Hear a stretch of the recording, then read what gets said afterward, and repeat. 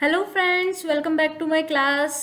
जैसा कि आप जानते हैं हमारा पाइथन प्रोग्रामिंग की क्लासेस रनिंग में हैं और हमने प्रीवियस क्लासेस में बहुत सी ऐसे टर्म्स के बारे में जाना जो कि हमारे आगे आने वाले क्लासेस में हमारे लिए बहुत ही यूज़फुल रहेगी। आई होप आपने अभी तक उन वीडियोस को अच्छे से देख लिया होगा और अपनी नॉलेज को इम्प्रूव कर लिया होगा। आज हम हमारा ओ लेवल से रिलेटेड हमारी जो प्रोग्रामिंग पाइथन प्रोग्रामिंग का है चैप्टर नंबर 2 स्टार्ट करने जा रहे हैं। प्रीवियस क्लास अगर आपने नहीं देखा है तो इस क्लास को देखने से पहले आपको सबसे पहले प्रीवियस क्लासेस के जो वीडियोस अपलोड करे गए हैं मैंने उनको देखना है, तभी आपको ये वीडियो अच्छे से समझ में आएगी। तो चलिए बिना टाइम वेस्ट करे हम हमारी क्लास स्टार्ट करते हैं। आज जो हमारा टॉपिक है एल्गोरिदम एंड फ्लो चार्ट्स, आप इन दोनों वर्ड से काफ़ी वाकिफ होंगे अगर आपने प्रीवियस क्लासेस अच्छे से देखी होगी तो।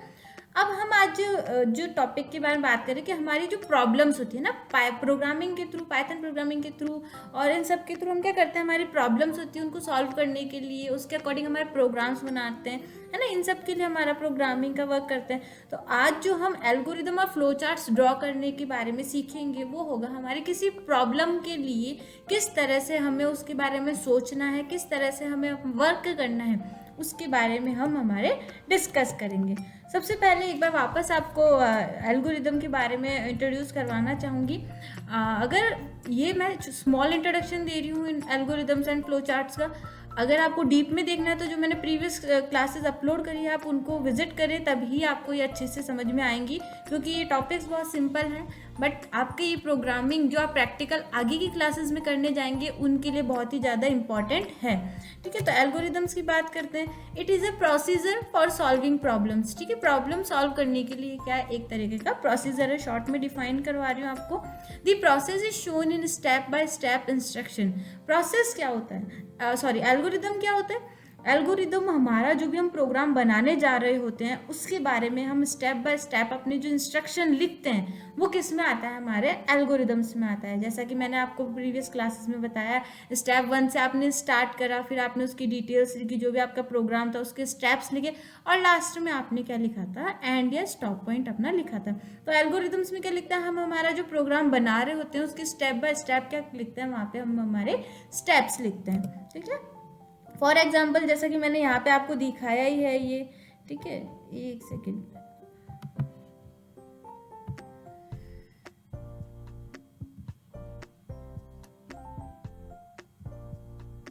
फॉर एग्जाम्पल जैसे मैंने आपको यहाँ पे दिखाया है, here comes an example for adding two numbers. ठीक है, ये हमने क्या लिखा था, एल्गोरिदम्स लिखी थी कि स्टेप 1 लिखा, हमने बिगिन करा या स्टार्ट करा, 2 नंबर्स लिए, वेरिएबल्स लिए ए और बी, और एक सी लिया जिसमें कि हमने क्या लिखी, उनकी वैल्यूज लिखी और राइट कर दिया हमने सी, और हमारा एंड हमने लिख दिया। तो ये क्या था, एक छोटे से प्रोग्राम की आपके समझाने के लिए मैंने एल्गोरिदम्स लिखी थी। आज भी हमारा थ्योरी बेस्ड ही है और प्रैक्टिकल हम हमारा कल से स्टार्ट करेंगे। नेक्स्ट फ्लो चार्ट के बारे में भी एक डिटेल्स रहते हैं। Flow chart is the graphical and pictorial representation of N algorithm with the help of different symbols, shapes and arrows. तो अगर प्रीवियस क्लासेस देख ली होगी तो अभी आपको समझ में आ गया होगा कि फ्लो चार्ट क्या होता है। जो भी आपने एल्गोरिदम्स लिखी है ना, एल्गोरिदम्स में जो स्टेप्स लिखे हैं उनको ग्राफिकल यानी इमेज के रूप में और पिक्टोरियल यानी वही पिक्चर के रूप में आप रिप्रेजेंट करवाना चाह रहे हैं बहुत सारे शेप्स, सिंबल्स या एरोस की हेल्प से, तो वो क्या कहलाता है, आपका फ्लो चार्ट कहलाता है। तो हम देख लेते हैं हमारे, जैसा कि मैंने ये बताए हुए हैं ही आपको कि कुछ ऐसे सिंबल्स होते हैं जिनका यूज़, शेप्स होते हैं जिनका यूज़ हम हमारे फ्लो चार्ट को डिफाइन करने के लिए, हमारे एल्गोरिदम्स की स्टेप्स को डिफाइन करने के लिए फ्लो चार्ट बनाने में हम उनका यूज़ देते हैं। जैसे कि टर्मिनेटर का था स्टार्ट एंड एंड पॉइंट के लिए, कोई आपको इनपुट देना है, आउटपुट देना, उसके लिए इस तरह के किसी शेप का हम यूज़ करते हैं। कोई प्रोसेसिंग की अगर हो रही है तो उसके लिए सिंबल दिया जाता है। डिसीजन बॉक्स आपने इस तरह से देखा था, एरोज लाइन्स आपने यहाँ देखी थी जो कि आपकी फ्लो लाइन्स कहलाती हैं, और ये आपका कनेक्टर था जो भी आप दो सिंबल्स के में, दो पॉइंट्स के बीच में फ्लो चार्ट में कनेक्ट करवाना चाहते हैं तो आप क्या करते हैं, इस सिंबल का यूज़ करते हैं। ठीक है, तो आपको समझ में आए होंगे ये फ्लो चार्ट और एल्गोरिदम, क्योंकि ये प्रीवियस क्लास में भी हमारे हुए हुए हैं। अब फ्लो चार्ट जब हम बनाते हैं ना, तो मैं बताना चाहूँगी आपको कुछ रूल्स का फॉलो भी करना होता है।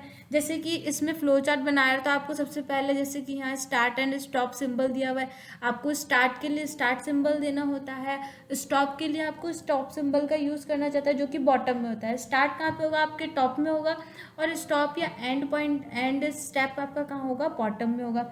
इसी तरह आपका जो फ्लो चार्ट बनाएंगे वो मोस्टली आपका लेफ्ट टू राइट वर्क करेगा और टॉप टू बॉटम वर्क करेगा। जैसा कि मैंने पहले बताया है, ये फ्लो चार्ट आप टॉप से स्टार्ट करते हैं और बॉटम में कंप्लीट होता है। इसी तरह लेफ्ट से आप अपना फ्लो चार्ट बनाते हुए राइट की तरफ मूव करते हैं। तो बहुत सिंपल है फ्लो चार्ट्स को बनाना, उसके अकॉर्डिंग वर्क करना। अगर आपने अच्छे से एल्गोरिदम लिखी होगी अपने प्रोग्राम की, तो आप बहुत ही सिंपल वे में क्या कर सकते हैं? फ्लो चार्ट्स बना सकते हैं। ठीक है, तो ये कुछ रूल्स होते हैं जो कि आपको अपने फ्लो चार्ट को ड्रॉ करते टाइम ध्यान में रखने होते हैं कि आपको इनपुट के लिए किस तरीके का सिंबल लेना है और आउटपुट के लिए किस तरीके का सिंबल लेना है, फ्लो लाइंस का आपको कहाँ पे यूज़ करना है। और ऐसा नहीं है आपके प्रोग्राम्स को आप बीच में ही कहीं स्किप कर रहे हैं ना, आप जो फ्लो चार्ट बना रहे हैं उसके लिए प्रॉपर सिंबल या प्रॉपर तरीके से उसे नहीं बना रहे हैं ना, तो इन सब चीज़ों को आप जब अपना फ्लो चार्ट अपनी एल्गोरिदम्स के लिए ड्रॉ करेंगे तो आपको ध्यान में रखना जरूरी है किसी भी प्रोग्राम को लिखने से पहले, है ना, क्योंकि आप जिस समस्या तक पहुंचना चाह रहे हो, है ना, उसमें सबसे पहले आपको इन दो ऑप्शंस पे वर्क करना आना चाहिए। जैसे कि आपका एल्गोरिदम, यानी आप जो प्रॉब्लम सॉल्व करने जा रहे हो तो उसके लिए आपने कौन कौन से स्टेप्स लेने हैं, ठीक है, और उस स्टेप्स के लिए आप अच्छे तरह से डिफाइन करवाना चाहते हो कि आपने क्या सोचा और क्या आउटपुट लेना चाहते हो, उसके लिए आपको फ्लो चार्ट बनाना मैंडेटरी ही मानो, है ना, मैंडेटरी ही होता है। ठीक है, तो देखते हैं अब हमारा जो नेक्स्ट टॉपिक हमें क्या शो करवा रहा है, प्रोसीजर फॉर प्रॉब्लम सॉल्विंग। ठीक है, प्रॉब्लम सॉल्विंग क्या है? जैसे आपको जो प्रोग्राम दिया जाता है, मान लीजिए किसी पर्सन ने आपको कोई सॉफ्टवेयर या प्रोग्राम बनाने के लिए कहा कि स्कूल है, स्कूल का डेटा मेंटेन करना है, तो आप क्या करें, उसके लिए एक सॉफ्टवेयर बनाएं। अब ऐसा तो नहीं है कि आप डायरेक्ट कोडिंग स्टार्ट कर देंगे, नहीं करेंगे ना। सबसे पहले आप क्या करेंगे, उसके बारे में सोचेंगे कि आपको कौन सी समस्या तक, कौन से प्रोग्राम तक पहुंचना है ना। सबसे पहले आप उसके बारे में सोचेंगे, फिर आप देखेंगे आपको उसके लिए कौन कौन सी रिक्वायरमेंट्स रहती है ना, और फिर जाके आप उसके स्टेप्स लिखेंगे जो कि हमारा एल्गोरिदम्स में आता है। एल्गोरिदम्स के बाद आप क्या करते हैं, उसका फ्लो चार्ट बनाते हैं। फ्लो चार्ट के बाद आपका कोडिंग का प्रोग्राम आता है और फिर आपको आगे के स्टेप्स अप्लाई करने होते हैं। ठीक है, तो ये पूरी प्रोसेसिंग रहती है। जब भी कोई प्रोग्रामर अपना प्रोग्राम बनाता है तो वो केवल ऐसे ही नहीं डायरेक्ट कोडिंग करता है, उसको बहुत से अपने माइंड में और अपने जो भी उसके पास डिवाइसेस होते हैं उन पर यूज़ करके प्रोग्राम के लिए अपने फ्लो चार्ट एंड एल्गोरिदम्स की भी ज़रूरत रहती है। ठीक है, तो सबसे पहला जो प्रोसीजर आएगा हमारे प्रॉब्लम सॉल्विंग में, सबसे पहला वो आ जाएगा अंडरस्टैंडिंग दी प्रॉब्लम। ठीक है, आपको प्रोग्राम बनाना के लिए दिया गया, तो सबसे पहले आपको क्या सोचना होगा कि आपको कौन सी प्रॉब्लम या कौन सा प्रोग्राम बनाना है। नीचे तो सर, नीचे क्या हो रहा था, नीचे उसमें स्मेल आ रही थी और उसमें तो जगह ही नहीं, तो मैंने सोचा ऊपर ही लूँ। छोड़ ही रहे धीरे धीरे तो। ठीक है, सबसे पहले आपको क्या करना होगा,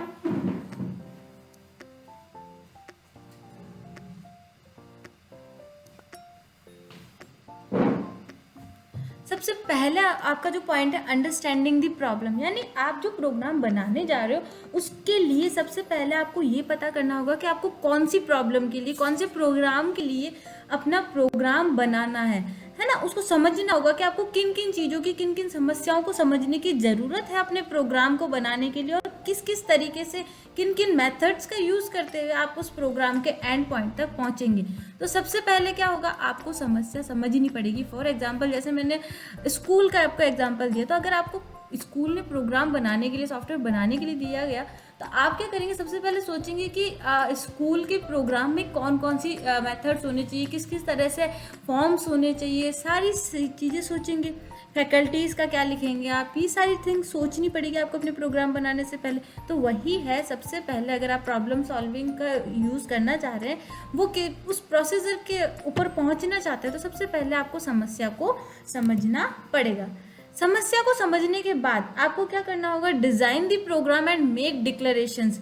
आपको क्या करना पड़ेगा, प्रोग्राम डिज़ाइन करना होगा और उसकी जो डिक्लेरेशंस हैं वो आपको यहाँ पे देनी होगी। और ये किसके थ्रू पॉसिबल है, डिज़ाइन किसके थ्रू करेंगे आप, आपके एल्गोरिदम्स के थ्रू करेंगे, यानी उस समस्या के लिए आप स्टेप्स लिखेंगे, आपके फ्लो चार्ट्स का यूज़ करेंगे कि आपको कौन से डिसीजन मेकिंग का या फिर किस तरह से आपको अपने फ्लो चार्ट को बनाना है, अपने प्रोग्राम को बनाना है। तो आप क्या करेंगे, जो भी आपने सोचा है, आपने जिस प्रॉब्लम का हल निकालने की कोशिश स्टार्ट करी, उसके लिए क्या करेंगे, आप एल्गोरिदम्स लिखेंगे, आप फ्लो चार्ट का यूज़ करके उसका क्या करेंगे, आर्किटेक्चर तैयार करेंगे, और इस तरह से उसमें वेरिएबल्स और इन सब का यूज़ करना चाहेंगे, इस तरह से स्टेप्स का यूज़ करना चाहेंगे ताकि आपका प्रोग्राम एंड यूज़र के लिए बहुत ही अच्छा बने। ठीक है, तो 2 प्रोसेसिंग आपको समझ में आई प्रॉब्लम सॉल्विंग के लिए।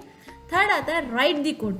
जब आप एल्गोरिदम्स एंड फ्लो चार्ट्स दोनों का प्रॉपर वे में यूज़ कर लें, है ना, अच्छे तरीके से आपने एल्गोरिदम्स लिख ली, आपने फ्लो चार्ट्स ड्रॉ कर लिया, देन फ्लो चार्ट्स के बाद आपको अपने प्रोग्राम के लिए क्या लिखना होता है, कोड लिखना होता है ना। कोई भी प्रोग्रामर डायरेक्ट कोड नहीं लिखता, उनको इन 2 ऑप्शन से गुजरना होता है, उसके बाद ही वो कोड वाले ऑप्शन तक पहुंचता है। फिर आता है आपका प्रोग्राम कोड होने के बाद, यानी आपने जो भी जिस भी लैंग्वेज में आपने, चाहे पाइथन लैंग्वेज लियो या किसी में भी लियो, है ना, लैंग्वेज के हर लैंग्वेज में, जिस भी लैंग्वेज में आप अपना प्रोग्राम लिखते हैं, है ना, उसके बाद आपका प्रोग्राम क्या होता है, कंपाइल होता है। कंपाइलर आप जानते हैं क्या होता है, जो कि आपके प्रोग्राम को कन्वर्ट करता है कोड्स में। ठीक है, तो वही है, आप source code and object code आप जो दोनों जानते हैं ना, तो उनको कंपाइलर के थ्रू क्या किया जाता है, आपके प्रोग्राम को कंपाइल करा जाता है, आपके प्रोग्राम्स को रन करने की तैयारी, आपके प्रोग्राम्स को ट्रांसलेट करने की तैयारी, मशीन लैंग्वेज में कन्वर्ट करने की तैयारी, जिस भी लैंग्वेज में आपने लिखा था वो प्रोसेस आपकी कंपाइल में जाके कंपाइलर के थ्रू चेक की जाती है कि क्या आपका प्रोग्राम पूरा एग्जीक्यूटेबल है, क्या प्रोग्राम में कोई एरर तो नहीं है, क्या इसमें कोई वैलिड अनवैलिड या कुछ भी अनयूजफुल थिंग्स तो नहीं है। ये सारे आपके किस में पॉसिबल होती है, कंपाइलर के थ्रू पॉसिबल होती है। इसके बाद जब आपकी सारी एरर्स चेक कर ली जाती है और आपको बता दिया जाता है कि आपके प्रोग्राम में ये एरर्स हो सकती हैं, है ना, कि मान लीजिए कोई भी एरर होगी, जैसे आपके सिंटैक्स एरर, जैसे कि मैंने बताया, वो एरर्स सारी रेक्टिफाई हो जाती है कंपाइलर के थ्रू। उसके बाद आप क्या करते हैं, अपने प्रोग्राम को रन करते हैं। रन वही आपका जो भी सोर्स कोड को मशीन कोड में जब सक्सेसफुली ट्रांसलेट कर दिया जाता है ना, उसके बाद जो आपका नेक्स्ट स्टेप रहता है वो रहता है प्रोग्राम को आप कौन कौन से इन्वायरमेंट पर रन कर रहे हैं, इन्वायरमेंट यानी कौन कौन से ऑपरेटिंग सिस्टम पर अपने प्रोग्राम को रन कर रहे हैं, वो रन दी प्रोग्राम में के अंडर में क्या आ जाती है, आपकी प्रोसेस आ जाती है। देन आता है test and debug the program. मेरे ख्याल से आप इन दोनों वर्ड से काफ़ी ज़्यादा इंट्रोड्यूस हुए होंगे। जब आपका प्रोग्राम रन हो रहा होगा तब आपके लास्ट जो स्टेप रहता है कि आपने प्रोग्राम सही बनाया या नहीं बनाया है, तो वो आपका किस में आ जाता है, test and debug the program में आता है। बग्स को, अगर कोई आपके प्रोग्राम में बग्स है तो उन्हें किस तरह से रिमूव करना, बग्स यानी कोई इश्यूज, उन्हें किस तरह से रिमूव करना, आपके प्रोग्राम की टेस्टिंग करना कि क्या एंड यूज़र ने जिस अकॉर्डिंग बनाया है, जिस एंड यूज़र ने जिस अकॉर्डिंग बनवाया है आपसे प्रोग्राम, उसी अकॉर्डिंग आपने बनाया है नहीं बनाया। तो ये सब किस में आती है, आपके test and debug the program के अंदर में आती है। लास्ट आता है maintain and modify the programs. जब आपने कोई प्रोग्राम बना लिया, सामने वाले पर्सन को दे भी दिया, है ना, अब कभी कभार ऐसा भी होता है आपको अपने प्रोग्राम में कुछ अपडेट्स भी करने होते हैं, तो आपको अपने प्रोग्राम जो भी आपने सॉफ्टवेयर बनाया है उसमें समय समय पे मेंटेन करते रहना चाहिए। उसमें मॉडिफिकेशन की अगर रिक्वायरमेंट हो तो वो भी आपको आपके प्रोग्राम में करते रहना चाहिए, उसको डेली हर एक टाइम पर यानी अपडेट करते रहना चाहिए। ऐसा नहीं है आपने प्रोग्राम बना के सामने वाले को दे दिया और दे दिया, आप उसमें पता ही नहीं कर रहे, पूछ रहे वापस कि क्या उसमें कोई एरर तो नहीं है, कहीं कोई इशू तो नहीं है, और अगर इशू नहीं है, कुछ अपडेट्स करने हो या कुछ न्यू थिंग्स ऐड करवानी हो, तो वो सब के लिए भी आपको एक प्रॉब्लम सॉल्विंग की प्रोसीजर के अंडर में आती है। आई होप आपको समझ में आया होगा कि मैंने इन 7 पॉइंट्स में आपको क्या डिफाइन करना चाहा था कि कैसे आप एक प्रोग्राम के लिए प्रॉब्लम्स को समझते हैं, उसके लिए फ्लो चार्ट्स, एल्गोरिदम्स ड्रॉ करते हैं, कोड ड्रॉ करते हैं, कंपाइल करते हैं, प्रोग्राम रन होता है, उसका टेस्ट एंड डीबग होता है, देन लास्ट में आपका जो भी प्रोग्राम आपने बना दिया है उसको मेंटेन एंड मॉडिफाई आपके इसके अंडर में आता है। नेक्स्ट आता है problem definition and use of example for problem solving.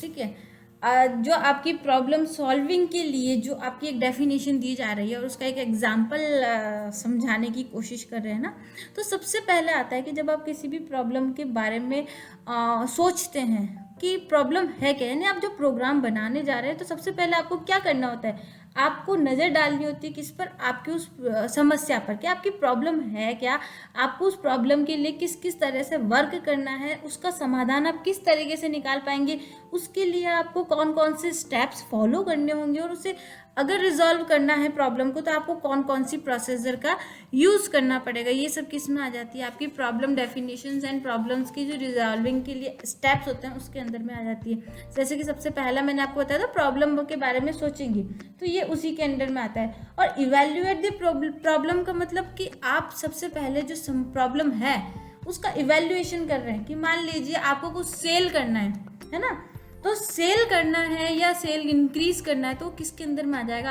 आपने उस प्रॉब्लम के बारे में सोचा कि आपकी प्रॉब्लम आखिर है क्या, है ना। प्रॉब्लम आपने सोची कि मेरे को करना क्या है, मेरे प्रोडक्ट्स की सेल इंक्रीज करनी है, तो वो किस में आ गया, आपका व्हाट इज प्रॉब्लम के अंडर में आ गया, कि आखिर प्रॉब्लम है क्या, उसका किसका रिजोल्यूशन करना है आपको, है ना। तो ये आता है आपके प्रॉब्लम, व्हाट इज प्रॉब्लम के अंडर में। सेकेंड आ जाता है व्हाट कैन वी डू, ठीक है, यानी उस प्रॉब्लम को रिजॉल्व करने के लिए आप क्या क्या कर सकते हैं, ठीक है। आइडेंटिफाई सॉल्यूशन, यानी उस प्रॉब्लम के रिजोल्यूशंस के लिए आप कौन कौन से सोर्सेज का, कौन कौन से स्टेप्स का यूज़ कर सकते हैं। जैसे अगर आपको सेल इंक्रीज करनी है अपने प्रोडक्ट्स की, तो आप क्या कर सकते हैं, उसकी प्राइस कम कर सकते हैं, है ना। क्या क्या कर सकते हैं, प्राइस कम कर सकते हैं, आप फ्री सैंपल में दे सकते हैं, आप उसके साथ डिस्काउंट का ऑफर दे सकते हैं ना, एक के साथ एक फ्री का ऑफर दे सकते हैं ना। तो ये क्या निकाल रहे हैं आप, सॉल्यूशंस को आइडेंटिफाई करने की कोशिश कर रहे हैं कि जो प्रॉब्लम है यानी सेल बढ़ानी है, तो उसके लिए आपको किस किस तरीके के सॉल्यूशन आप यूज़ कर सकते हैं, वो आ जाता है आपकी प्रॉब्लम की डेफिनेशंस के सेकंड पॉइंट में। थर्ड आ जाता है what should you look for, select the best solution. Then उसके बाद आता है कि जो भी आपने आइडेंटिफाई करे हैं ना सॉल्यूशन, उसमें से सबसे बेस्ट ऑप्शन, बेस्ट सॉल्यूशन आपकी जो प्रोग्राम है उसके लिए कौन सा होना चाहिए, वो अब आपको यहाँ पे सर्च करना पड़ेगा। जैसे कि अभी मैंने बताया, आपको 3 बताया क्या ना, आप या तो प्राइस कम कर दीजिए, या फिर डिस्काउंट के साथ दीजिए, या फिर आप क्या कर रहे हैं उसमें फ्री सैंपल में दीजिए। तो अब इन तीनों में से जो आपको सबसे बेस्ट सॉल्यूशन लगेगा, आपको उस सॉल्यूशन को क्या करना पड़ेगा, यहाँ पे सेलेक्ट करना पड़ेगा। देन उसके बाद आता है आपका simplify the problem, test and review. जो लास्ट आ जाता है आपका, जो भी आपने प्रॉब्लम के बारे में सोचा है, जिस स्टेप के बारे में, जिस सॉल्यूशन के बारे में सोचा है, तो उस पर वर्क करने के लिए आपको क्या करना होगा, उसका टेस्ट करना होगा कि क्या जो आपने सॉल्यूशन सेलेक्ट करा है वो प्रॉपर सही चल जाएगा या नहीं चल जाएगा, है ना। जैसे अगर आपने मान लीजिए प्राइस भी कम करी है, तो आपको सबसे पहले उसका टेस्ट करना पड़ेगा कि अगर मैं कम प्राइस पे अपना प्रोडक्ट सेल कर रहा हूँ तो क्या मेरी सेल इंक्रीज हो रही है या नहीं, है ना। तो टेस्ट और रिव्यू आपकी प्रॉब्लम्स को डिफिनीशन, प्रॉब्लम को डिफाइन करने के लिए सबसे लास्ट ऑप्शन के अंडर में आ जाता है। आई होप आपको समझ में आएगा आप किस तरह से एक प्रॉब्लम के रिजोल्यूशन तक पहुंचते हैं और अपने अकॉर्डिंग किसी भी प्रोग्राम से या किसी भी थ्रू एक प्रॉब्लम को रिजॉल्व करने की कोशिश करते हैं ना। तो चलिए आगे बढ़ते हैं, मेरे ख्याल से समझ में आ गया होगा। नेक्स्ट देखते हैं, एन एल्गोरिदम में एम्प्लॉय 3 कंट्रोल स्ट्रक्चर्स दिया।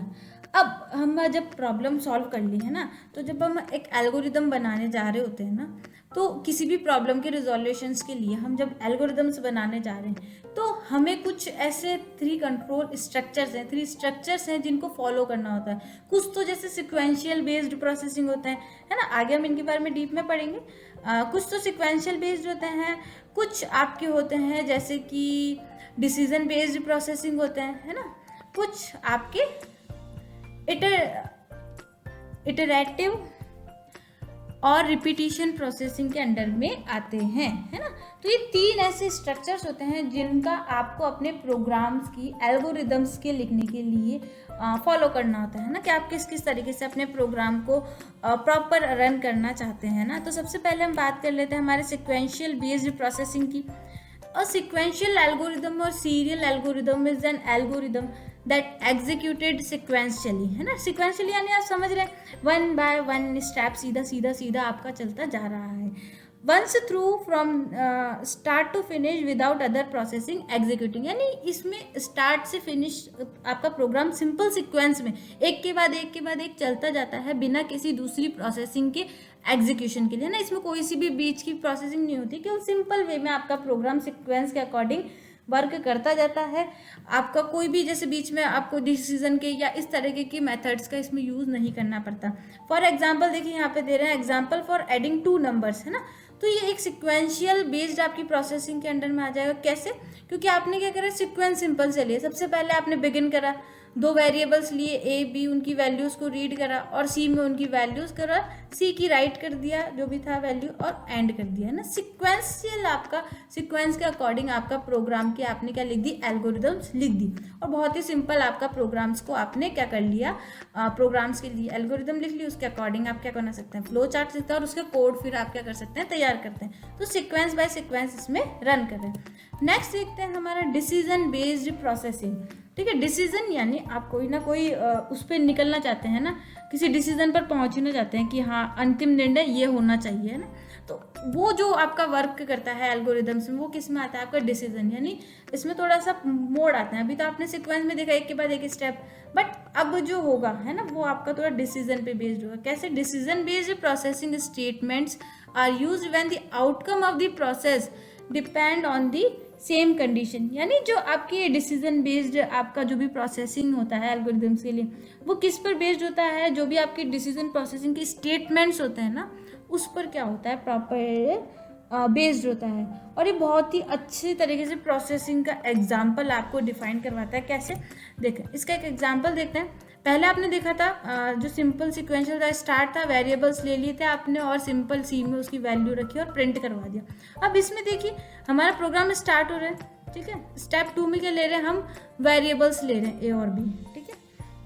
अब डिसीजन क्या लेना है, check the values which is bigger through conditional statement, यानी इनमें से वो वैल्यूज आपको लेनी है जो कि आपने कंडीशन यहाँ पे क्या दे रहे हैं, हम यहाँ पे देना चाहते हैं कि अगर नंबर 1 यानी ए में रखी हुई वैल्यू बी से बड़ी होगी तो क्या दे दें, यहाँ पे प्रिंट आ जाए ए इज बिगर। अगर यहाँ पे कंडीशन फॉल्स होती है ना, तो यहाँ पे अपन डिसीजन ले रहे हैं कि या तो ये बड़ी होगी या ये बड़ी होगी। अगर कंडीशन फॉल्स होती है तो क्या प्रिंट हो जाए, बी इज बिगर। तो ये किस में आ गया, आपका डिसीजन बेस्ड आ गया। यानी जब आप इसका फ्लो चार्ट बनाएंगे तो आप किस तरह से फ्लो चार्ट बनाएंगे, ये डायमंड वाला है ना, जैसा कि मैंने आपको पहले प्रीवियस क्लास में बताया था, ठीक है। अब यहाँ पे आपने क्या डिसीजन बेस्ड में क्या हो रहा है, स्टार्ट हो रहा है प्रोग्राम, वेरिएबल्स ले लिए। अब जैसे ही वो थर्ड स्टेप पे आएगा तो वो देखेगा कि इफ, है ना, यदि ए में रखी गई वैल्यू, यहाँ पे मान लीजिए 2 बॉक्स लेने होते हैं अपन को, है ना। एक बार मैं ड्रॉ कर देती हूँ, ठीक है। 2 बॉक्स ले लिए, ये तो ले लिया आपने ए और ये ले लिया आपने बी, ठीक है। मान लीजिए इसमें 5 है और इसमें है हमारे 10 वैल्यू है, ठीक है। ए और बी ले लिए हमने 2 बॉक्सेस। तो यहाँ पे क्या बता रहा है, रीड करेगा वेरिएबल्स ए और बी। ए इसकी वैल्यू रीड करी इन्होंने और इसकी वैल्यू भी रीड करी। तो अब जब हम डिसीजन वाले ऑप्शन पे आते हैं तो यहाँ पे आ रहे हैं हम, if A is greater than B, यदि ए की वैल्यू बी से बड़ी है ना, तो क्या प्रिंट हो जाएगा आपके प्रोग्राम में, ए इज बिगर, है ना। बट अगर कंडीशन फॉल्स होती है, ट्रू होती है, तो क्या करता है, ये अपने पास वाले स्टेटमेंट को फॉलो करता है, ठीक है। यहाँ पे अगर कंडीशन ट्रू होती, ट्रू कैसे होती, अगर यहाँ पे 5 की जगह 15 लिखते हैं, है ना, तो कंडीशन क्या हो जाती है, यहाँ पे ट्रू हो जाती है। कैसे? क्योंकि यहाँ बोल रहा है ए से बड़ी है। अगर 15 लिखते तो वो तो ए हमारी बड़ी है किससे, बी से, तो क्या हो जाता है, यहाँ पे ए प्रिंट हो जाता है ना। जैसे यहाँ पे कंडीशन ट्रू होती कि ए में रखी गई वैल्यू बी से बड़ी है, अगर यहाँ 15 होता तो बी, ए में 15 होता और बी में आपका 10 होता, है ना, तो ए वाली वैल्यू बड़ी होती, तो कंडीशन क्या हो जाती है आपकी, ट्रू हो जाती। ट्रू होते ही क्या करवा देता, ये आपके प्रोग्राम में ए इज बिगर को क्या करवा देता, प्रिंट करवा देता।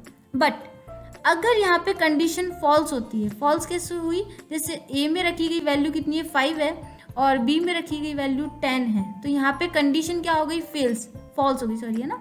कैसे? क्योंकि यहाँ बोल रहा था ए में रखी गई वैल्यू बड़ी है पर ए में रखी गई वैल्यू छोटी है। तो जहाँ पे कंडीशन फॉल्स होती है तो ये क्या करता है, अपने पास वाले स्टेटमेंट को बिल्कुल भी नहीं फॉलो करता, ठीक है।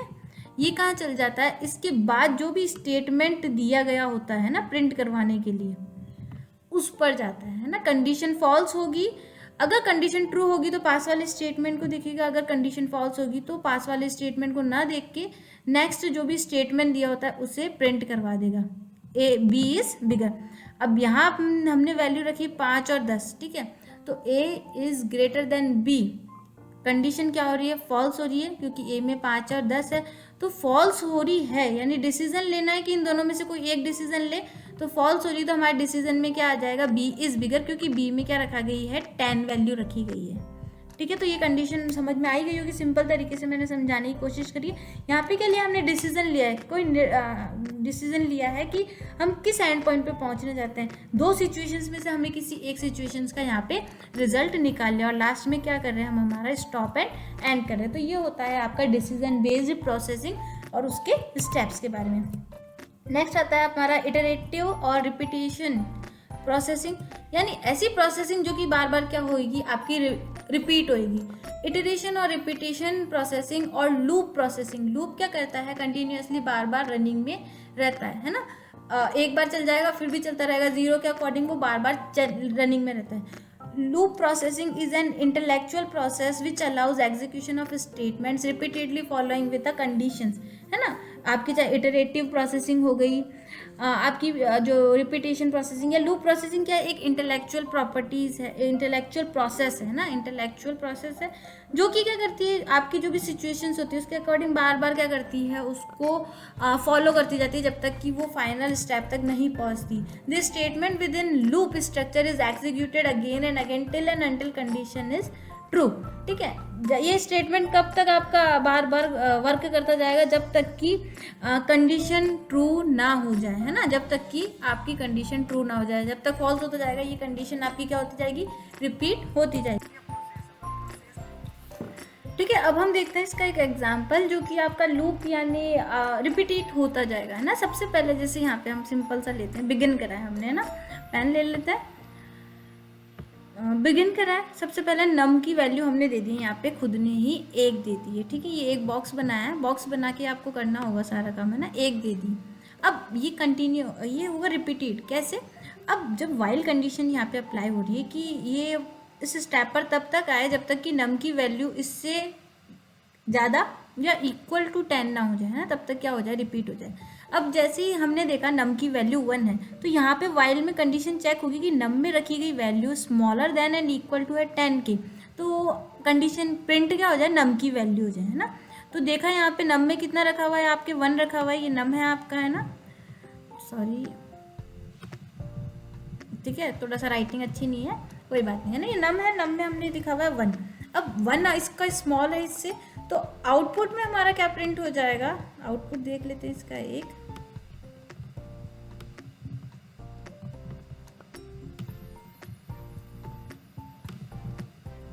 ठीक है, 1 आ गया, ठीक है। अब यहाँ पे आउटपुट में 1 आ गया। अब जैसे हम 5th स्टेप पर जा रहे हैं तो ये क्या बोल रहा है, नम की वैल्यू को क्या कर दो, +1 कर दो।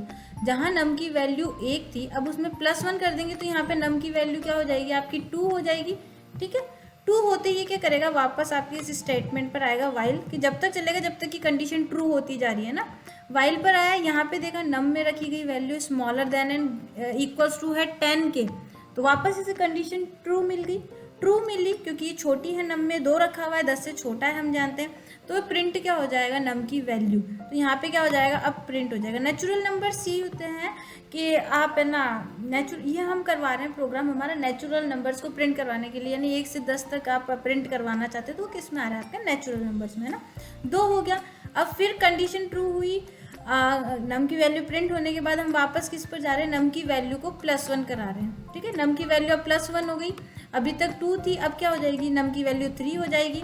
कंडीशन वापस यहाँ पे चेक की जाएगी कि क्या नम की वैल्यू, है ना, क्या नम की वैल्यू एक स्मॉलर देन एंड 10 तक है, तो आपको क्या मिल गई, यहाँ पे 3 मिल गई, स्मॉल है तो वापस क्या हो गया, नम की वैल्यू यहाँ पे प्रिंट करवा दी गई है 3। इसी तरह ये तब तक चलता रहेगा जब तक कि नम की वैल्यू आपकी 10 नहीं हो जाती, ठीक है। अब क्या करते हैं हम यहाँ पे 10 करके देखते हैं, ठीक है। यहाँ पे नम की वैल्यू क्या हो गई है, हमारी 10 हो गई है, ठीक है। अब कंडीशन चेक करते हैं, क्या नम की value smaller than and equals to है 10 के, हाँ इक्वल्स टू है, तो क्या हो जाए, प्रिंट हो जाए 10। तो यहाँ पे क्या करवा देते हैं हम, हमारा 10 प्रिंट करा देते हैं ना, बीच का भी हमारा अगर इसी तरह चलता रहता तो सारे प्रिंट हो जाते हैं। अब कंडीशन यहाँ पे ट्रू हो गई, फिर क्या हो गया, नम की वैल्यू +1 करना है। अब नम की वैल्यू कितनी हो जाएगी, 11 हो गई +1 करते ही। 11 करते ही हमने यहाँ पे चेक करा कि क्या नम में रखी गई वैल्यू है ना, जो भी नम का बॉक्स है उसमें रखी गई वैल्यू इससे स्मॉलर देन या इक्वल्स टू है 10 के, तो ये प्रिंट हो जाए, अदरवाइज हो जाए स्टॉप हो जाए। अब यहाँ कंडीशन क्या हो रही है, फॉल्स हो रही है, क्योंकि नम में क्या रखा हुआ है 11, तो ये तो इससे बड़ा है, तो यहाँ पे क्या हो गई, कंडीशन फॉल्स हो गई। जैसे ही कंडीशन फॉल्स हो गई वो अपने इन स्टेटमेंट्स को ना देखते हुए क्या कर देगा, आपके प्रोग्राम को स्टॉप कर देगा। तो ये था कि रिपीटेटिवली आपका प्रोग्राम किस तरह से वर्क करता है। तो ये तो हमने केवल आज एक सिंपल एग्जांपल से लिए आपको इन तीनों ऑप्शंस के बारे में समझाने के लिए। आई होप आपको सिंपल वे में समझ में आ गया होगा। तो मिलते हैं फ्रेंड्स नेक्स्ट क्लास में उनके कुछ प्रैक्टिकल स्टेप्स के साथ। तब तक के लिए goodbye, take care and thanks for watching my video. Thank you once again.